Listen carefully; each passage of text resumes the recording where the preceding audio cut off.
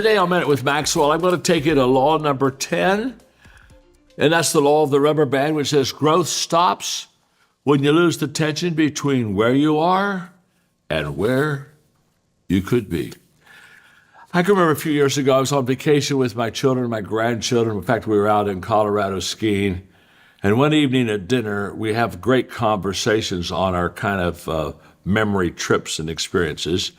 I placed a rubber band by each person's plate, different color, different size. I had them pick it up.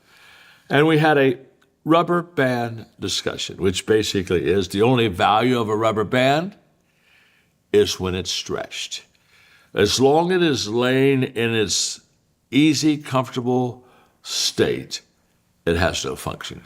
But the moment you make it get bigger to hold something together, all of a sudden, it has value.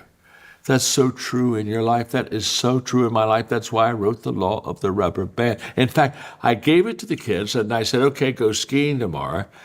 Ella came back the next night with dinner. She had her rubber band that I had on her plate, but she had another. And she said, Papa, when I was out skiing, she said, I looked down and there was a rubber band and I picked it up. And she said, I put one on one wrist and one on the other wrist. And as I skied all day, I realized only as I expand myself do I improve myself. You see, Ella at that time was 9 years old. She got the lesson. I want you to have it because I promise you, growth desires and needs to be stretched. And when we're stretched, that's when we become who we're supposed to be. Well, thanks for joining me today on Minute with Maxwell. I'll see you next time.